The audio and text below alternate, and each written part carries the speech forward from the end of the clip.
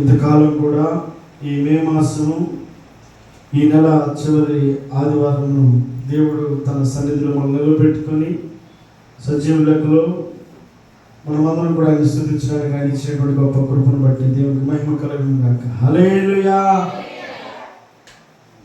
కొద్ది నిమిషాలు దేవుని యొక్క మాటల్ని పరిశుద్ధ గ్రంథంలో నుండి ధ్యానం చేసుకుందాం. యెహోషువ గ్రంథము 3వ అధ్యాయము 11వ వచనం చదువుకుందాం. జీవము గల దేవుడు మీ మధ్య ఉన్నాడని ఆయన నిశ్చయముగా మీ ఎదుట నుండి కనానీయులను, హిత్తీయులను, హివ్వీయులను, పెరిజ్జీయులను, యెబూసీయులను, అమోరీయులను, ఆ యెబూసీయులను వెళ్ళగొట్టుననియు దీని వలన మీరు తెలుసుకుందరు. చదువు.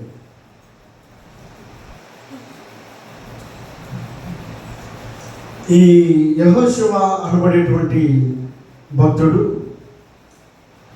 రాత్రి కొన్ని విషయాలు మనం ధ్యానించాం. అయితే యెహోషువ అనబడేటువంటి ఈ భక్తుడు మోషే భక్తుడు యొక్క శిష్యుడై ఉన్నాడు. మోషే తరువాత ఇశ్రాయేల్ ప్రజల్ని నడిపించడానికి నాయకుడై ఉన్నటువంటి యెహోషువ అనబడేటువంటి వ్యక్తిని మనం ఇక్కడ చూస్తూ ఉన్నాం. అయితే యెహోషువ ప్రారంభంలో దేవుడు యెహోషువతో చెప్పాడు, నేను నీకు తోడుగా ఉన్నాను, నువ్వు భయపడవద్దు అని అన్నాడు. చెప్పిన మాట ఎవరిది? వాగ్దానం ఎవరిది? దేవునిది.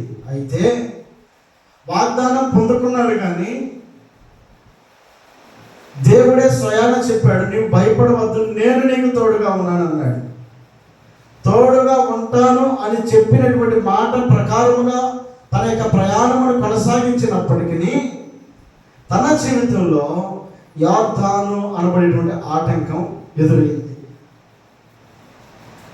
అంత మాత్రమే కాదు, యెరికో అనబడేటువంటి ఆటంకం కూడా ఎదురైంది. అంత మాత్రమే కాదు, హాయి అనబడేటువంటి పట్టణం మీద అపజయం కూడా కలిగింది. ప్రారంభంలో వాగ్దానం ఇచ్చిన వాడు దేవుడే అయినప్పటికీ దేవుడు చెప్పిన మాట ఏమిటి? ఇదిగో నీవు భయపడవద్దు, నేను నీకు తోడుగా ఉన్నాను అని తన ప్రయాణాన్ని కొనసాగించడానికి కారకుడైనటువంటి దేవుడిని ఆధారం చేసుకున్నటువంటి తన ప్రయాణంలో ఆటంకాలు అనేవి తన జీవితంలో ఎదురుగా కనపడతా ఉన్నాయి. దేవుని వాగ్దానం పొందుకున్నంత మాత్రాన ఆ వాగ్దానం మన జీవితంలో నెరవేర్చబడడానికి సులువుగా ఆయన మాట ఇచ్చాడు కాబట్టి ఆ మాట ప్రకారంగా సులువుగా దాన్ని పొందుకోగలమనంటే అది సాధ్యమయ్యే పనే కాదు. ఇశ్రాయేలు ప్రజలతో అన్నాడు, ఇశ్రాయేలు ప్రజలు ఐగుప్తు ప్రాంతంలో వారు కన్యను గార్చి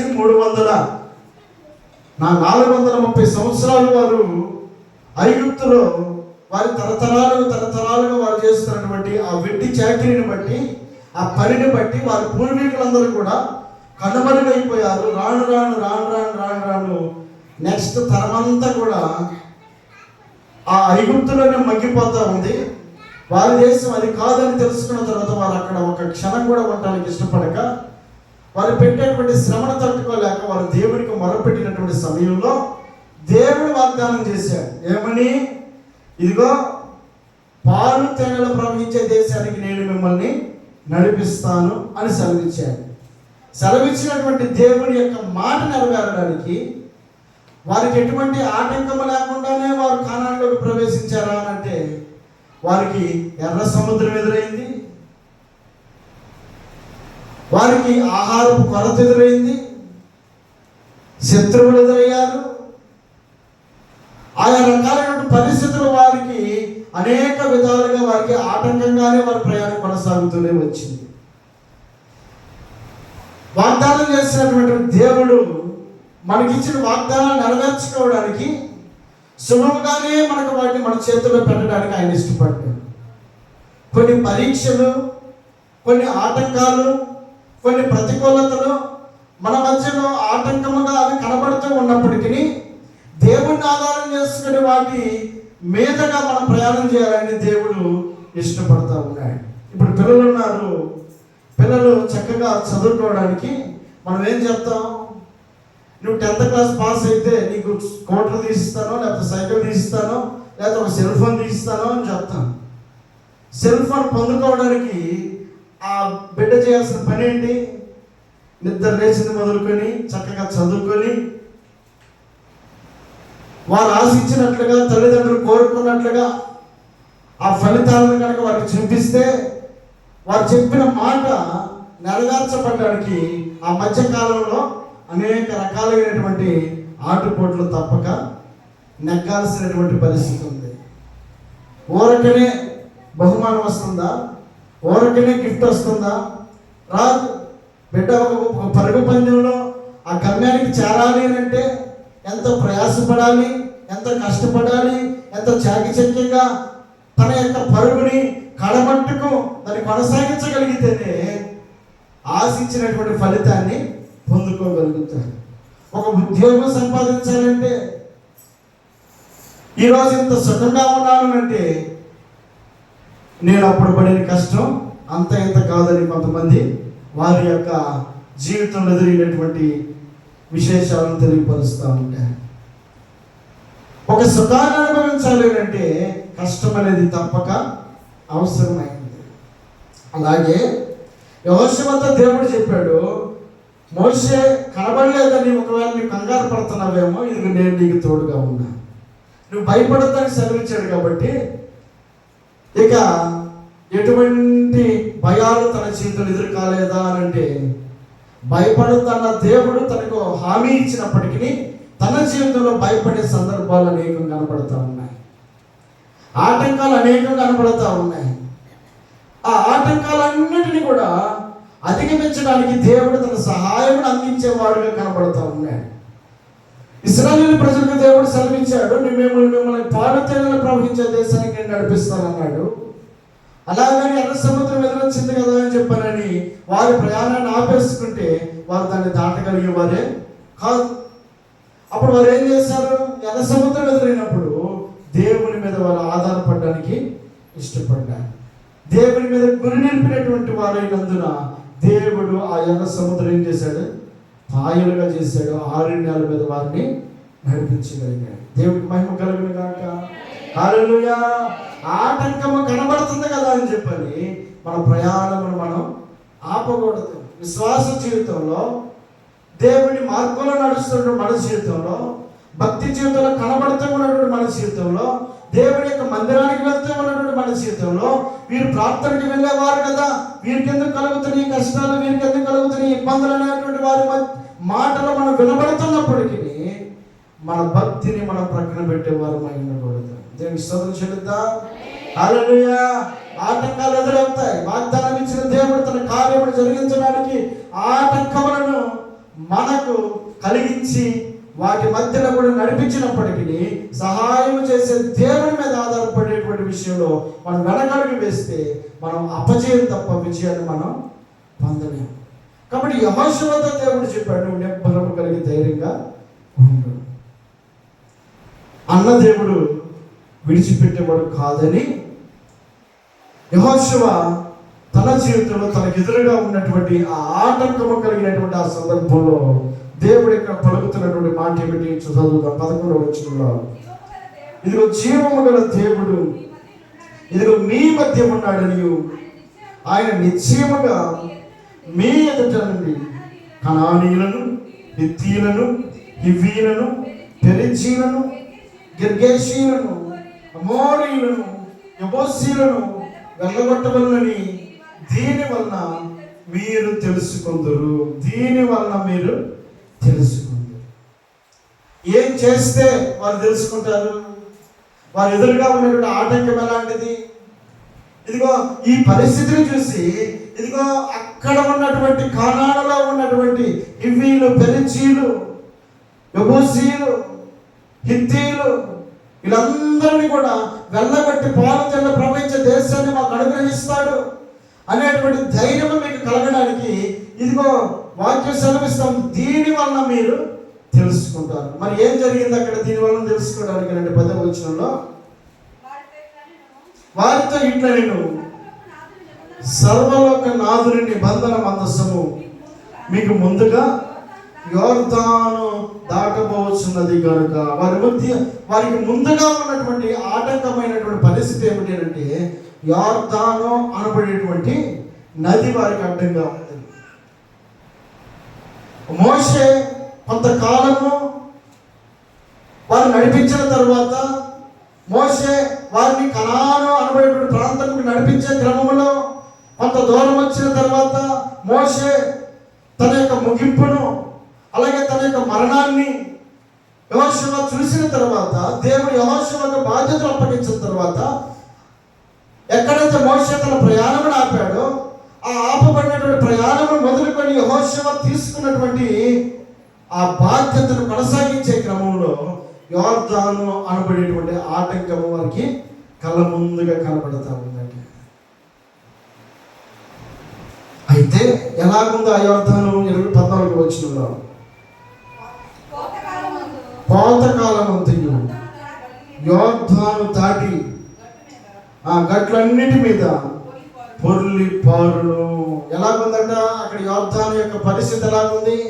గట్లు మీదుగా ఆ నది పొర్లి పారుతా ఉంది, పొంగిపోతా ఉంది. మంచి జలపాతము అక్కడ ఎక్కువగా కనబడతా ఉంది. అంటే ప్రజలందరూ కూడా దాటడానికి వీలుగానట్లుగా ఆ యోర్దాను పొంగి పారుతా ఉన్నటువంటి ఆ సందర్భమును అక్కడ వారు చూస్తూ ఉన్నారు. దేవుడు అద్భుతములను ఆశ్చర్య కార్యములను చేయడానికి ఇష్టపడే దేవుడై ఉన్నాడు. దేవుడు తన ప్రజల పట్ల ఆయన తన ఆశ్చర్య కార్యములను చేయడానికి ఇష్టపడే దేవుడై ఉన్నాడు. ఎందుకు ఆయన అద్భుతాలను చేస్తాడు? మోషే తన ప్రయాణాన్ని సాగించేటప్పుడు ఎర్ర సముద్రాన్ని బయలుగా చేశాడు, ఆకాశం నుండి మన్నాను కురిపించాడు, అలాగే ఆకాశం నుండి పూరేడు పిట్టలను కురిపించాడు. ఇన్ని అద్భుతాలు, ఇన్ని ఆశ్చర్య కార్యాలు తన ప్రజలకు ఆయన చేయడానికి ఇష్టపడ్డాడు అని అంటే, ఎందుకు ఆయన ఇన్ని అద్భుతాలు చేయడానికి ఇష్టపడతా ఉన్నాడు? యెహోషువ టైంలో కూడా యోర్దాను వారి కళ్ళ ముందుగా కనబడతా ఉంది. వారు ఆ యోర్దాను దాటడానికి వారు ఏ సమయంలో వారు ఆ యోర్దాను దగ్గరికి వచ్చారనంటే, వారు కోత కాలంలో వారు యోర్దాను దగ్గరికి వచ్చారు. ఆ యోర్దాను ఎలా ఉందంటే, గట్లు మీద గది పొర్లి పారుతా ఉందంట. నిండు కొండలాగా ఆ యోర్దాను నది పొంగి పారుతా ఉన్న సమయమున దేవుడు తన అద్భుతమును అక్కడ చేయడానికి ఇష్టపడిన దేవుడై ఉన్నాడు. చదువు 17వ వచనంలో, జనులు ఆ యెరిహో ఎదుటను దాటగా యెహోవా నిబంధన మందసమును మోయి యాజకులు యోర్దాను మధ్యను ఆరిన నేలను స్థిరముగా నిలిచిరి. జనులందరూ ఆ యోర్దానును దాటుట తుదముట్టు వరకు ఇశ్రాయేలీయులందరూ ఆరిన నేల మీద దాటుచూ వచ్చిరి. జనులందరూ యోర్దానును దాటుట తుదమట్టుకు వరకు ఇశ్రాయేలీయులందరూ ఆరిన నేల మీద దాటుచూ వచ్చిరి. దేవునికి స్తోత్రం చెల్లిద్దాం. హల్లెలూయా. అంటే ఇక్కడ వారు పొంగి పారుతా ఉన్నటువంటి యోర్దాను నదిని ఇశ్రాయేలు ప్రజలందరూ కూడా ఆరిన నేల మీదుగా దాటినట్లుగా ఆ ప్రజలందరూ కూడా వారి యొక్క అద్భుతమును వారు చూడగలిగారు. ఎందుకు వారు అద్భుతమును చూడడానికి దేవుడు ఇష్టపడ్డాడు? దేవుడు ఎందుకు వారి మధ్యలో ఆయన ఆశ్చర్య కార్యములు చేసిన వాడుగా ఉన్నాడు? ఎందుకు వారి జీవితాల్లో మేలులు చేయడానికి ఆయన ఇష్టపడుతూ ఉన్నాడు అని మనం ఆలోచన చేసినప్పుడు, వాక్య సెలవిస్తా ఉంది అక్కడ 11వ వచనంలో, జీవము గల దేవుడు మీ మధ్య ఉన్నాడని ఆయన నిశ్చయముగా మీ ఎదుట నుండి చాలండి. ఏమన్నాడు? జీవము గల దేవుడు మీ మీద ఉన్నాడని. ఎందుకు ఆయన ఆశ్చర్య కార్యాలు చేస్తూ ఉన్నాడు అంటే, ఎందుకు ఆయన తన అద్భుతాలు చేయడానికి ఇష్టపడతా ఉన్నాడు అంటే, ఎందుకు ఆయన తన గొప్ప కార్యములను అక్కడ ఇశ్రాయేలు ప్రజలకు చేయడానికి ఇష్టపడతా ఉన్నాడంటే, అక్కడ ఉన్నటువంటి వారిలో విశ్వాసమును ఆయన చూడాలని కోరుకుంటా ఉన్నాడు. విశ్వాసమే కనుక లేకపోతే వారు యోర్దాను దగ్గరికి వచ్చి దేవుని మీద ఆధారపడేవారు కాదు. ఆడ పొంగి పారులతో ఉందన్నటువంటి విషయాన్ని తెలిసి ఉండగానే వారు ఒక అడుగు వెనక్కే వేసి ఉండేవారు. వారు మధ్యలో దేవుడు అద్భుత ఆశ్చర్య కార్యాలు చేయడానికి కలిగిన కారణం ఏంటంటే ఆయన వారిలో విశ్వాసం పెంచాలని ఇష్టపడతా ఉన్నాడు. ఇదిగో ఆటంకం లేకుండా దేవుడి మీద ఎవరైనా ఆధారపడతారా? ఇప్పుడు ఇబ్బంది ఉంది, సమస్య ఉంది, కష్టమే ఉంది. సమస్య కష్టము లేకపోతే దేవా అని మనం ఆయన వైపు చూడగలుగుతామా? పరీక్ష అనేది లేకపోతే మనం దేవుడి మీద ఆధారపడగలుగుతామా? ఆటంకం అనేది లేకపోతే మనం దేవుడి మీద ఆధారపడగలుగుతామా? ఎందుకు ఆయన యోర్దాను వారికి ఆటంకంగా నిలిపాడు? ఇదిగో వాగ్దానం ఇచ్చినటువంటి దేవుడు నమ్మదగిన వాడు. ఆయన ఎలాంటి వాగ్దానం ఇచ్చాడు? ప్రారంభంలో మొదటి అధ్యాయంలో ఒక మాట చూద్దాం. మొదటి అధ్యాయము 5వ వచనంలో, నీవు బ్రతుకు దినములన్నిటిను ఏ మనుష్యుడు నీ ఎదుట నిలబడలేక ఉండును, నేను మోషేకు తోడై ఉన్నట్లు నీకును తోడయుదును, నిన్ను విడువను, నిన్ను ఎడబాయను, నిబ్బరము కలిగి. ఏమన్నాడు? నిబ్బరము కలిగి. ఎవరిచ్చారు ఈ వాగ్దానం? ఈ వాగ్దానం తన జీవితంలో నెరవేర్చబడాలి అని అంటే వారిలో ఉన్నటువంటి విశ్వాసము బయటికి రావాలి. వారిలో ఉన్నటువంటి విశ్వాసమే కనుక లేకపోతే దేవుని యొక్క గొప్పతనాన్ని వారు అన్నిటికీ కూడా తెలుసుకోలేదు. విశ్వాసము వారి జీవితంలో కలగడానికి ఆటంకములను ఆయన కలుగు చేస్తాడు, ఇబ్బందులు ఆయన కలుగు చేస్తాడు. భక్తి జీవితంలో మంచి సన్మార్గంలో నడుస్తూ ఉన్నటువంటి వారికి కలిగేటువంటి ప్రతి ఆటంకము వారి యొక్క విశ్వాస స్థాయిని పెంచడానికి దేవుడు ఇష్టపడతా ఉన్నాడు. దేవుడికి మహిమ కలుగును గాక.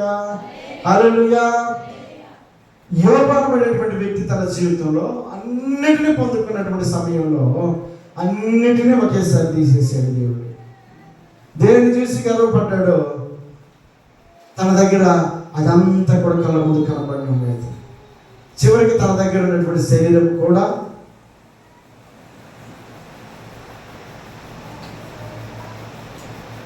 పాడైపోయినటువంటి సమయంలో యోబు అంటున్నాడు, యెహోవా ఇచ్చిన యెహోవా తీసుకుని. ఆటంకాలు ఉంటాయి. దేవుడు అద్భుతముగా ఆశ్చర్యకరముగా తన జీవితంలో మేలును చేసినప్పటికీ ఆ మేలను ఆయన ఎందుకు చేస్తూ ఉన్నాడు అంటే మనలో ఉన్నటువంటి విశ్వాసమును బలపరచడానికి. ఎందుకు ఆటంకములను కలుగు చేస్తాడు, ఎందుకు ఇబ్బందులను కలుగు చేస్తాడు, ఎందుకు సమస్యలను కలుగు చేస్తాడు అంటే ఆయన మనలో ఉన్న విశ్వాసమును గుర్తెరగడానికి. ఎర్ర సముద్రమే ఎదురు రాకపోతే మోషే దేవుని వైపు చూసేవాడు కాదు. ఇశ్రాయేలు ప్రజలు ఆహారం కావాలని మోషేను విసిగించకపోతే మోషే దేవుని మీద ఆధారపడేవాడు కాదు. ఎందుకు అక్కడ వారు ఆటంకంగా, ఎందుకు వారు ఇబ్బందికరంగా అక్కడ వారు ఆ విధంగా చేశారనంటే మోషేలో ఉన్నటువంటి విశ్వాసమును దేవుడు చూడాలని కోరుకుంటాడు. అలాగే మోషేకు తోడై ఉన్నట్లుగా నేను నీకు కూడా తోడై ఉంటానని చెప్పినటువంటి దేవుని యొక్క ఇష్టమైనటువంటి కుమారుడైనటువంటి యెహోషువ జీవితంలో కూడా ఆటంకములను ఎందుకు కలుగు చేశాడనంటే దేవుని యెహోషువ యొక్క విశ్వాసమును చూడాలని కోరుకుంటా ఉన్నాడు. కాబట్టి విశ్వాసమును పరీక్షించే సమయంలో ఆటంకాలు కనబడుతూ ఉంటాయి, సమస్యలు కనబడుతూ ఉంటాయి, ఇబ్బందులు కనబడుతూ ఉంటాయి. వాగ్దానం పొందుకున్నాను కదా, ఈ వాగ్దానం నా జీవితంలో నెరవేర్చబడుతుంది కాబట్టి ఎందుకు కలుగుతుందో నాకు ఆటంకం, ఎందుకు కలుగుతుందో నాకు ఇబ్బందులు అని మనం అనుకోకూడదు. ఎలాంటి పరిస్థితులు ఎదురైనప్పటికీ ఆటంకములు మన కళ్ళ ముందు కనబడినప్పటికీ ఆ ఆటంకముల నుండి మనకు విజయాన్ని ఇచ్చి నడిపించేవాడు దేవుడే. దేవుడికి మహిమ కలుగును గాక. హల్లెలూయా. ప్రతి సమస్య కూడా మన విజయానికి అది దారి చూపిస్తుంది.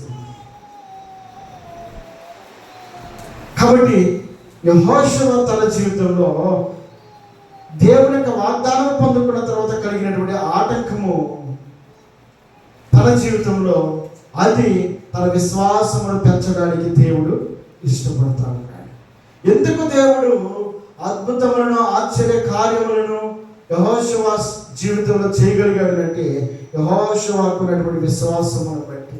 హెబ్రీ పత్రికలో రాయబడినటువంటి మాట ఒకసారి ఆలోచించేద్దాం. హెబ్రీలకు రాసిన పత్రిక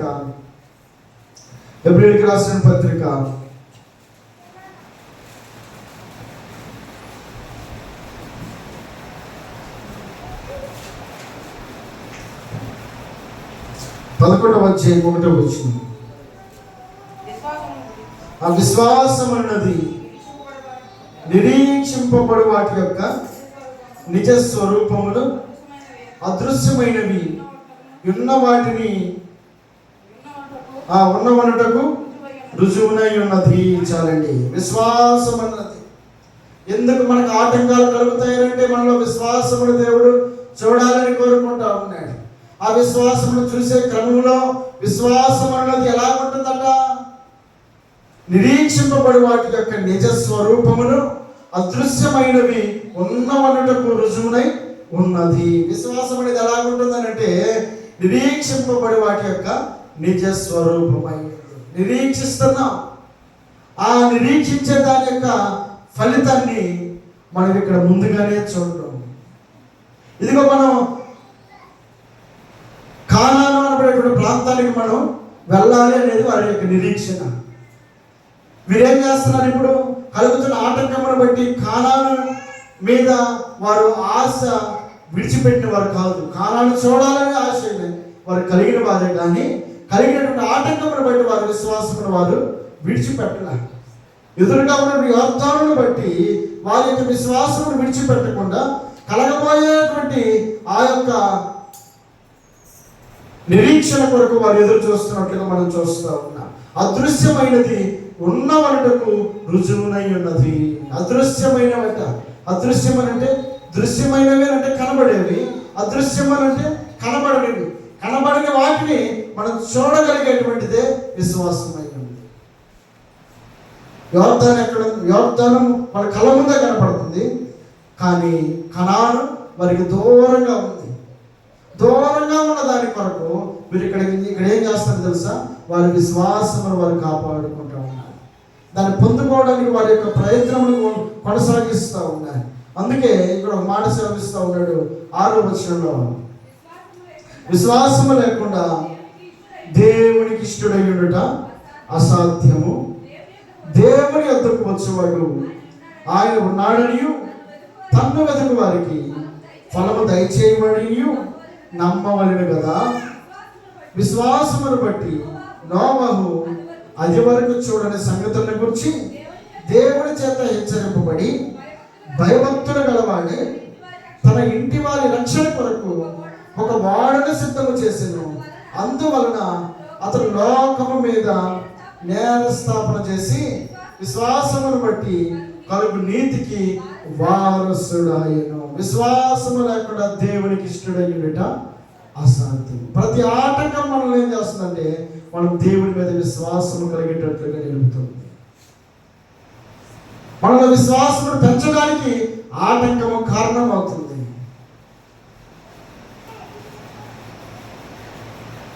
కాబట్టి దేవుని వాక్యం సెలవిస్తూ ఉంది, విశ్వాసము లేకుండా దేవునికి ఇష్టడై ఉండుట అసాధ్యం. మరి ఇక్కడ ఉన్నటువంటి నోవహు దేవుడికి ఇష్టడిగా ఎలా మారాడు అంటే అక్కడున్న ప్రజలందరూ అనుకుంటున్నారు ఏమని, అతను వాడ తయారు చేస్తూ ఉంటే వాళ్ళందరికీ కూడా గొప్ప జలప్రలయం వస్తుందని వాళ్ళందరికీ ప్రకటన చేస్తూ ఉంటే వాళ్ళందరి దృష్టిలో అతడు వెర్రివాడిగా కనపడ్డాడు. వాళ్ళందరి దృష్టికి అతడు హీనుడిగా కనపడ్డాడు. ఆయన మాటను లెక్క చేసినటువంటి వ్యక్తులు ఎవరు కూడా లేరు. అంటే నోవహు యొక్క విశ్వాసం ఏంటంటే జలప్రలయం ఈ భూమి మీదకి వస్తుంది, వచ్చినప్పుడు ఇదిగో ఈ ఓడను తలదీర్చుకోవడానికి అతడు ఆ ఓడను తయారు చేస్తున్నటువంటి ఆ యొక్క క్రమమును అక్కడున్న ప్రజలందరికీ కూడా అది ఒకవేళ వారికి ఇబ్బందికరంగా లేకపోతే వారికి ఆటంకంగా అది కనబడినప్పటికీ నోవహు మాత్రం తన విశ్వాసమును మాత్రం విడిచిపెట్టలేదు. అందుకే వాక్యం సెలవిస్తుంది, విశ్వాసము లేకుండా దేవుడికి ఇష్టమైనట అసాధ్యం. అందుకే నోవహును దేవుడు ఇష్టపడ్డాడు. ఎందుకంటే నోవహు విశ్వాసము చేత, దేవా ఎందుకు నా చేత ఇంత కష్టపెట్టి ఈ రకంగా వాడు తయారు చేపిస్తా ఉన్నావు, ఇక ప్రజలందరూ హేళన చేస్తూ ఉన్నారు, ప్రజలందరూ నవ్వుతూ ఉన్నారు, నేను చేస్తున్న ప్రయత్నము, నేను చేస్తున్నటువంటి పని ఇదంతా కూడా ప్రజలందరికీ కూడా అది హీనంగా కనబడతా ఉంది. కాబట్టి ఇంత ఆరిన నేల మీద జలప్రలయం రావడం సాధ్యమేనా అని ఆటంకంగా తన విశ్వాసం అతడు దిగదార్చుకున్నటువంటి వ్యక్తిగా కనబడడం లేదు. దేవుడు చెప్పాడు, చెప్పిన మాట ప్రకారంగా చేస్తూ ఉన్నాడు. విశ్వాసం అనేది అదృశ్యమైన వాటిని చూసేది, జరుగుతుందనేటువంటి ఆలోచన కలిగి ఉండేది. విశ్వాసం అనేది భక్తుడు జ్ఞాపకం చేస్తూ ఉన్నాడు. మహిమ కలుగును గాక. హల్లెలూయా. హన్నా అనేటువంటి స్త్రీ కొంతకాలం నుండి పిల్లలు లేక ఆమె తన యొక్క దుఃఖాన్ని, తన యొక్క బాధను, తన యొక్క కన్నీటిని షిలోహు అనబడే మందిరంలో కన్నీరు కారుస్తూ ఏటేటా దేవుడి మందిరానికి వెళ్ళి దేవుడి యొక్క మందిరంలో ఆమె కన్నీరు కారుస్తూ ఉన్నాడు. సమయంలో తన భర్త అన్నాడు, నేను నీకు 10 మంది కుమారుల కంటే ఎక్కువగానా, ఇంకెందుకు ఏడుస్తావు, ధైర్యంగా ఉండు, లేకపోతే అని చెప్పానంటే, కాదుకూడదు, నాకు బిడ్డలు కావాలని చెప్పని కన్నీటితోటి మందిరంలో ఏడుస్తూ ఉంటే దైవజనుడైనటువంటి ఏలి అంటున్నాడు, ఇది దూరంగా ఉండి ఆమె ఉపవాసం ఉండి కన్నీరు కాచి ప్రార్థన చేస్తూ ఉంటే, ఆ ప్రార్థన చేస్తూ ఉన్నటువంటి ఆమెను, ఆమె యొక్క పెదవులను గమనించినటువంటి ఏలి అంటూ ఉన్నాడు, అమ్మా నువ్వు చేసిన ప్రార్థన దేవుడు సఫలపరుస్తాడు అని అన్నప్పుడు ఆమె నాటి నుంచి దుఃఖముఖిగా దుఃఖముఖిగా ఉండటం మారిందట. దేన్ని బట్టి? సేవకుడు అన్న మాటను బట్టి. అంటే ఆమె ఏం చేసింది? అదృశ్యమైన దానిని, కనబడిన దాన్ని, లేని దానిని ఉన్నట్లుగా చూసుకుంది. సేవకుడు పలికాడు, పలికిన మాట స్థిరపరచబడుతుంది. ఒకవేళ గర్భం అని చెప్పని తెలిసిన తర్వాత ఆమె దుఃఖాన్ని మానలేదు. ఆమె మందిరంలో ఉండగానే ఆమె దుఃఖాన్ని చూసినప్పుడు సేవకుడు పలికిన మాటను ఏం చేసిందో తెలుసా? ఆమె నమ్మిందట. విశ్వాసము లేకుండా దేవునికి ఇష్టమై ఉండుట అసాధ్యం. ఆమె నమ్మింది. ఆ నమ్మికను దేవుడు బొమ్మ చేయలేదండి. నాటి నుంచి ఆమె దుఃఖముఖిగా ఉండటం మానేను.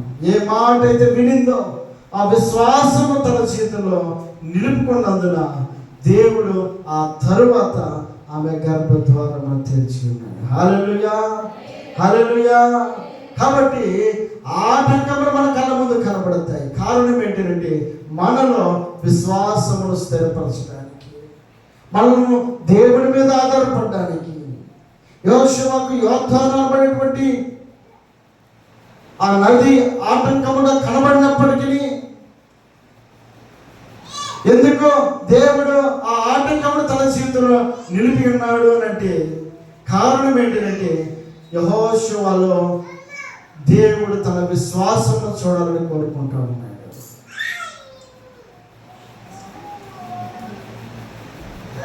రెండవది అక్కడే ఇంకో మాట చూద్దాం. యెహోషువ గ్రంథంలో, యెహోషువ గ్రంథము 4వ అధ్యాయం 24వ వచనము, మీరు ఎల్లప్పుడూ మీ దేవుడిని యెహోవా యందు ఆ భయభక్తులు నిలుపుటకును నేను దాటి వరకు మీ దేవుడైన యెహోవా తానే మా ఎదుట ఎర్ర సముద్రమును ఎండ చేసినట్లు మీరు దాటి వరకు మీ ఎదుట యోర్దాను నీళ్లను ఎండ చేసినని చెప్పి ఈ సంగతి వారికి తెలియపరచవలెను. చాలండి. రెండవది, దేవుడు ఎందుకు ప్రతి ఆటంకమును ఎందుకు వారికి కలుగజేస్తాడు అని అంటే ఆ ఆటంకములో నుండి వారి విశ్వాసమును ఆయన బలపరచాలని దేవుడు ఇష్టపడుతూ ఉన్నాడు. ఇక్కడ వాక్యం సెలవిస్తుంది, మీరు ఎల్లప్పుడూ మీ దేవుడైన యెహోవా యందు భయభక్తులు నిలుపుటకును అని రాయబడింది. ఎందుకు ఆటంకాలు దేవుడు కలుగు చేస్తాడు? ఎందుకు ఆ ఆటంకాల నుండి దేవుడే మరలా విడుదల చేస్తాడు? ఎందుకు వారికి కష్టాలను కలుగు చేస్తాడు? అదే కష్టాల నుండి ఎందుకు దేవుడు మరలా తిరిగి వారిని లేవనెత్తుతాడు? ఎందుకు వారి జీవితంలో ఆయన అద్భుతాలు చేయడానికి ఇష్టపడతా ఉన్నాడు? ఆటంకాల్లో నుంచి ఎందుకు వారిని లేవనెత్తడానికి ఇష్టపడతా ఉన్నాడు అని అంటే వాక్యం సెలవిస్తూ ఉంది. ఒకటి విశ్వాసంలో బలపరచడానికి, రెండవది యెహోవా యందు భయభక్తులు నిలుపుటకు. యెహోవా యందు భయభక్తులు నిలపడానికి మన జీవితంలో కష్టాలు, మన జీవితంలో ఇబ్బందులు, మన జీవితంలో ఆటంకాలు, యెహోషువ జీవితంలో ఆటంకం ఎదురవ్వడానికి కలిగిన కారణం ఏంటంటే హాయి అనబడేటువంటి పట్టణం మీదకి సునాయాసంగా వెళ్ళాడు. కానీ హాయి అనబడేటువంటి పట్టణం మీద అపజయం కలిగింది. అపజయం. యెహోషువ అప్పటి వరకు యోర్దాను దాటాడు, ధైర్యంగా ఉన్నాడు. యెరికోను దాటాడు, ధైర్యంగా ఉన్నాడు. హాయి పట్టణం మీదకి వెళ్ళాడు.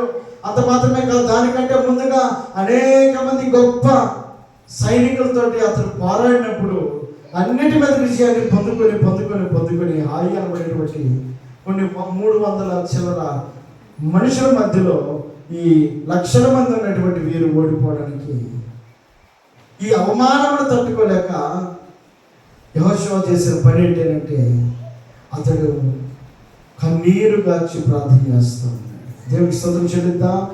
హల్లెలూయా. ఎందుకు మన జీవితంలో ఆటంకాలు ఎదురవుతాయి? ఎందుకు మన జీవితంలో ఇబ్బందులు ఎదురవుతాయి అంటే యెహోవా యందు భయభక్తులు నిలుపునట్లుగా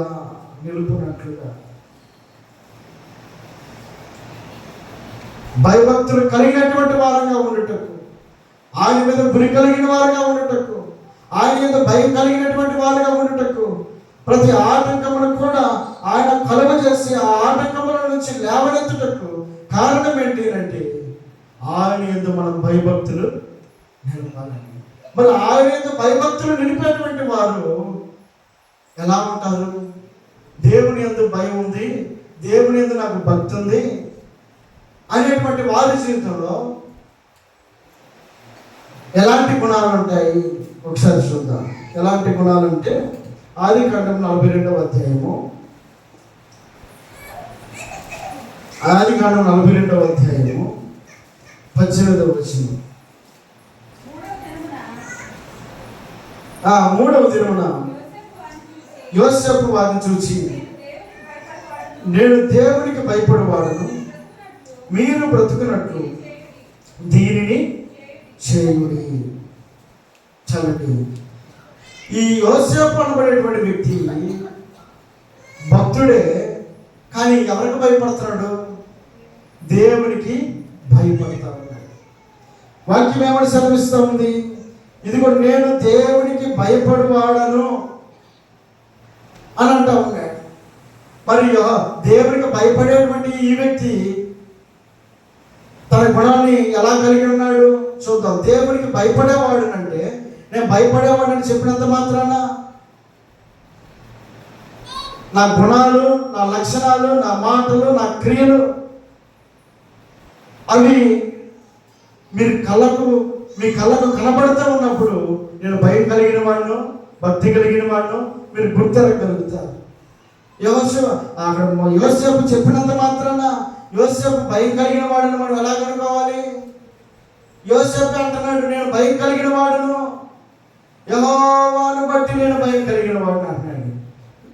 అంటే భయం కలిగిన వాడు కాబట్టి మరి ఎలాంటి గుణం ఉంది చూద్దాం. 50వ అధ్యాయంలో 50వ అధ్యాయము 17వ వచనం నుండి చూద్దాం. నీ తండ్రి తాను చావక మునుపు ఆజ్ఞాపించినదేమనగా మీరు యోసేపుతో మీ సహోదరులు నీకు కీడు చేసిన కనుక దయచేసి వారి అపరాధములను వారి పాపములను క్షమించమని అతనితో చెప్పుడెను. కాబట్టి దయచేసి నీ తండ్రి దేవుని దాసుల అపరాధము క్షమించుమని వారు యోసేపుతో ఇలాగ మాట్లాడుచుండగా అతడు ఏడ్చెను. మరియు అతని సహోదరులు పోయి అతని ఎదుట సాగిలపడి, ఇదిగో మేము నీకు దాసులమని చెప్పగా, యోసేపు భయపడకుడి, నేను దేవుని స్థానమందున్నానా?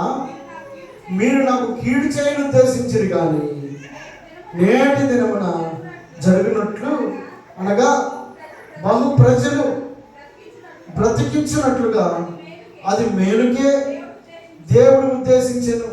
కాబట్టి భయపడకుడి, నేను మిమ్మను మీ పిల్లలను పోషించదనని చెప్పి వారిని ఆదరించి వారితో ప్రీతిగా మాట్లాడాడు. ప్రీతి అంటే ఏంటి? ప్రేమగా మాట్లాడాడు. ఎవరితోటి? తనకు కీడు తలపెట్టినటువంటి తన అన్నలైనటువంటి వారు కొట్టి గుంటలో పడేసి అమ్మివేసినటువంటి, కర్కశత్వం కలిగినటువంటి వారు, క్రూరత్వం కలిగినటువంటి వారు, ప్రేమ లేనటువంటి వారు, ఆప్యాయత లేనటువంటి వారు, అందరికంటే చిన్నవాడు అని చెప్పనేటువంటి జారి కూడా లేనటువంటి వారు చేతులు దులుపుకున్న తన చిన్న ప్రాయంలో యోసేపు పెద్దవాడు అయ్యాడు. దేవుని ఎందుకు భయభక్తులు కలిగిన వాడు. దేవుడు తనకు తన మంచితనాన్ని, తన భక్తిని బట్టి ఐగుప్తు మీద అతన్ని అధికారిగా నియమించాడు. అధికారిగా నియమించిన సందర్భంలో ఐగుప్తులో కరువు వచ్చినప్పుడు తన కుటుంబం అంతా కూడా యోసేపు దగ్గరికి ఆహారం కోసం వచ్చారు. ఆహారం కోసం వచ్చిన సందర్భంలో జరుగుతున్నటువంటి పరిస్థితుల్లో ఒకప్పుడు ఆటంకపరిచిన వారు ఇప్పుడు ప్రాధేయపడతా ఉన్నారు, బతిమాలుతా ఉన్నారు. ఈ బతిమాలుతున్నటువంటి యోసేపు అంటున్నాడు, నేను దేవునికి భయపడేవాడిని చెప్పని చెప్పాడు కదా. ఈ భయపడేటువంటి వ్యక్తికి ఉన్నటువంటి గుణం ఏంటో తెలుసా? తన శత్రువులను తెలిసి కూడా క్షమించగలిగే మనసు కలిగిన వాడు యోసేపు. దేవునికి స్తోత్రం చెల్లిద్దాం. హల్లెలూయా. వాళ్ళు ప్రాధేయపడ్డారు. యోసేపు అన్నాడు, నేను దేవుని స్థానంలో ఏమైనా ఉన్నవాడినా? కాదు కాదు, నేను మిమ్మల్ని క్షమించున్నా అని వారికి వారి బిడ్డలకును ఆహారమును ఆ కరువంతట్లో వారికి ఇస్తూ వారితో ప్రీతిగా మాట్లాడాడట, ప్రేమగా మాట్లాడాడట. ఎంత మంచి లక్షణం! ఎవరికుంటుంది మంచి లక్షణం? యెహోవా యందు భయభక్తులు కలిగినటువంటి వారు. యోసేపు అన్నాడు, నేను యెహోవా యందు భయభక్తులు గలవాడు అన్నాడు. ఏ విషయంలో భయభక్తులు గలవాడు? అతను క్షమించే మనసు కలిగినటువంటి వాడిగా కనబడుతున్నాడు. భక్తులకు ఉండాల్సినటువంటి గుణం ఏంటంటే క్షమించే మనసు. రెండవది చదువుదాం. భయభక్తులు కలిగే వారికి ఉండాల్సినటువంటి లక్షణం చదువుతాం. అక్కడే సామెతల గ్రంథం 8వ అధ్యాయము 13వ వచనం. సామెతలు 8:13.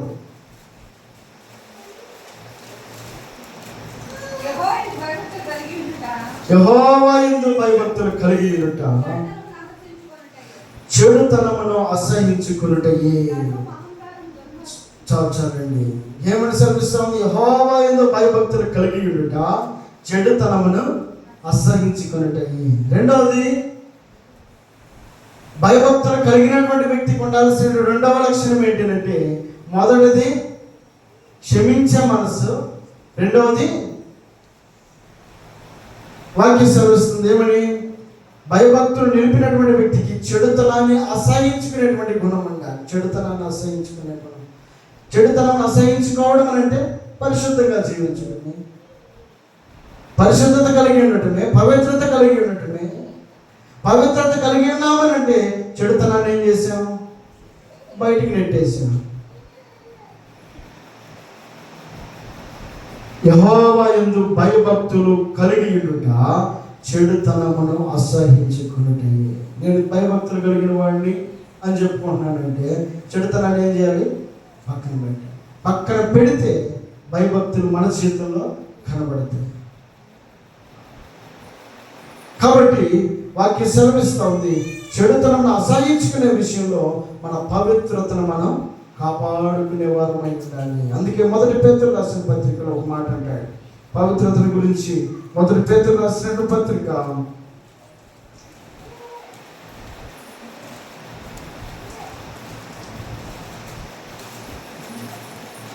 214 పేజీ, మొదటి పేతురు రాసిన పత్రిక 1వ అధ్యాయము 14 వచనం నుండి. ఇదిగో నేను పరిశుద్ధుడై ఉన్నాను కనుక మీరును పరిశుద్ధులై ఉండుడని వ్రాయబడినది కాగా, మీరు విధేయులకు పిల్లలై మీ పూర్వపు అజ్ఞాన దశలో మీకుండిన ఆశలను అనుసరించి ప్రవర్తింపక మిమ్మల్ని పిలిచిన వాడు పరిశుద్ధుడై ఉన్న ప్రకారము మీరును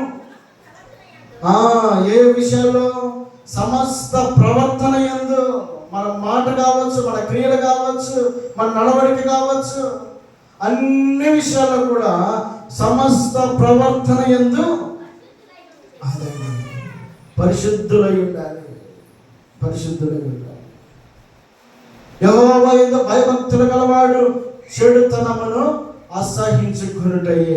చెడుతనమును అసహించుకుంటున్నాడు అంటే తన పవిత్రతను అతను కాపాడుకుంటా ఉన్నాడు. పవిత్రతను కాపాడుకునే వ్యక్తి సమస్త విషయంలో కూడా తన పరిశుద్ధతను అతడు కాపాడుకునే వ్యక్తి అయి ఉండాలి.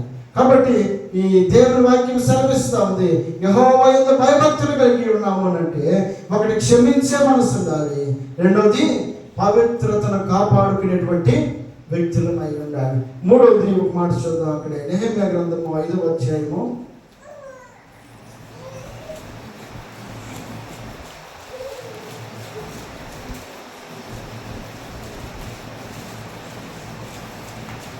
5వ అధ్యాయము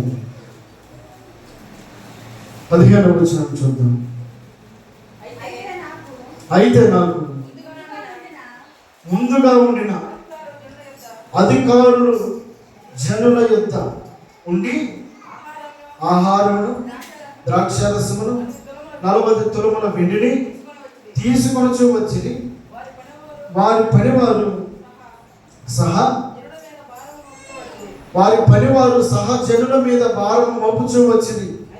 అయితే దేవుని భయము చేత నేను ఇలాగూ చేయలేదు. చాలు. మూడవది ఏం చేయాలట? మనలో కనబడాల్సినటువంటి గుణం ఏంటట? వాక్యం చివరిలో ఏమని రాయబడింది? అయితే దేవుని భయము చేత నేను అలాగూ చేయలేదు. నేను అలాగూ చేయలేదు అంటే ఇంకెవరో చేశారు. అలాంటి వారు ఎవరో ఉన్నారు. నేను అక్కడ లేను అంటే అక్కడ ఎవరో ఉన్నారు, కానీ నేను మాత్రం అక్కడ లేను. నేను అలాగ చేయలేదు అంటే ఎవరో చేశారు, కానీ నేను మాత్రం అక్కడ ఆ పని చేయలేదు. నలుగురు నడిచే దారిలో మనం నడుస్తూ ఉన్నామా? మనకంటూ ప్రత్యేకతను మనం కాపాడుకుంటూ ఉన్నామా? చేసే ప్రతి కార్యం విషయంలో ఇది వాళ్ళు చేస్తున్నారు కాబట్టి మనం కూడా చేయాలి, వారు వెళ్తున్నారు కాబట్టి మనం కూడా వెళ్ళాలి అంటే దేవుని యొక్క భక్తి పాడు చేసేటువంటి కార్యక్రమాల్లో, దేవుని యొక్క భక్తిని నిర్వీర్యపరిచేటువంటి కార్యక్రమాల్లో వాళ్ళు చేశారు కాబట్టి, వాళ్ళు వెళ్ళారు కాబట్టి, వారు ఉన్నారు కాబట్టి, వాళ్ళు అనుకుంటున్నారు కాబట్టి, వారి వారి వారి వారి ఆలోచన ప్రకారంగా మనం కొనసాగుతూ ఉన్నటువంటి వారమైతే మన ప్రత్యేకతను మనం కాపాడుకోలేము. నెహెమ్యా అంటున్నాడు, నాకంటే ముందు అనేక మంది పరిపాలించే వారు వచ్చారు. అక్కడ 14వ వచనం చదువుతాం. మరియు నేను యూదా దేశంలో వారికి నెహెమ్యా ఎలా ఉన్నాడట? అధికారిగా ఉన్నాడు. యూదా దేశంలో అధికారిగా ఉన్నాడు. నిర్ణయింపబడిన కాలము మొదలుకొని, అనగా హర్తహషస్త రాజు ఏలుబడినందు 20వ సంవత్సరం మొదలుకొని 32వ సంవత్సరం వరకు మొత్తం 12 సంవత్సరాలు అధికారికి రావాల్సిన సొమ్మును నేను కానీ నా బంధువులు కానీ అదండి. అంతకుముందున్న వాళ్ళట అధికారులుగా ఉన్నవారు, పైవారిగా ఉన్నవారు, పెత్తనం చేసేవారు. అంతకుముందు చేసే పని అంతా ఏంటి? ఆ ప్రజల దగ్గర ఉన్నటువంటి సొమ్మంతటిని కూడా వారి దగ్గర ఉన్నటువంటి డబ్బు అంతటిని కూడా, వారి దగ్గర ఉన్నటువంటి సంపదనంతటిని కూడా వీరు కొల్లగొట్టి, వారి దగ్గర ఉన్న సంపదనంతా కూడా కూర్చుకొని, వాళ్ళందరూ కూడా దాచిపెట్టుకొని, వారికేమి, వారి బంధువులకేమి, వారికి ఉన్న వారికి అందరికీ కూడా పంచి పెడుతూ ఉంటే, నా చేతిలో 12 సంవత్సరాల అధికారం ఉంది, నేను అధిపతిగా ఉన్నా, నా ముందు ఉన్న వారందరూ కూడా ఈ పనులు చేశారంట. అక్కడున్న ప్రజలందరి దగ్గర ఏం చేశారు? అర్థహస్త రాజు ఏలుబడినందు 20 సంవత్సరములు మొదలుకొని 32వ సంవత్సరం వరకు 12 సంవత్సరములు అధికారికి రావాల్సిన సొమ్మును నేను కానీ, నా బంధువులు కానీ, అది అధికారికి రావాల్సిన, అంటే నెహెమ్యాకి రావాల్సిన సొమ్ము ఏదైతే ఉందో ఆ సొమ్ము వారు ఇచ్చేటువంటి లంచంగా, వారు పెట్టేటువంటి పెట్టుబడి, వారు చేసేటువంటి ప్రతిదీ కూడా ఆ ఆధిక్యతలు, లేకపోతే ఆ ప్రజల దగ్గర పీడించి తీసుకునేటువంటిది ఏది కూడా నేను నా ముందున్నటువంటి వారందరూ చేసేవారేమో. కానీ ఇదిగో నేను ఆయన యందు భయపడేవాడును. వాక్య సెలవిస్తాం చివరిలో ఏమని భయపడింది? అయితే దేవుని భయం చేత అది నేను అలాగూ చేయలేదు. మనం చేస్తున్న పని పక్కవారు చేస్తున్నట్టే ఉందా? నేను వాళ్ళు అలాగా చేస్తున్నప్పటికీ, వాళ్ళు అలాగ ఉన్నప్పటికీ నేను అలాగ లేను అనేటువంటి స్థితిలో ఉన్నాను. వాళ్ళందరూ నడుస్తున్న మార్గం ఒకటైతే మనం నడుస్తున్న మార్గం ఎలా ఉంది? మనం వారిని ఫాలో అవుతున్నామా, లేకపోతే మన ప్రత్యేకతను మనం కాపాడుకుంటున్నామా? నెహెమ్యా అనగలుగుతున్నాడు, ఇదిగో నేను అలాగూ చేయలేదు. ఏ కోణం అవ్వచ్చు, ఏ పరిస్థితి అవ్వచ్చు, ఎలాంటి ఆలోచన అవ్వచ్చు, నేను అలాగూ చేయలేదు. అలాగ వారు చేస్తున్నప్పటికీ నేను మాత్రం అలాగూ చేయలేదు. నీ భక్తి జీవితంలో నువ్వు కాపాడుకున్నటువంటి నీ సాక్ష్యమును నీవు దేవుని ఎదుట నిలబెట్టగలిగినప్పుడు నేను అలాగే చేయలేదయ్యా అని అనగలిగితే యెహోవా యందు భయభక్తులు కలిగిన వారని చెప్పని తెలుసుకోగలుగుతాను.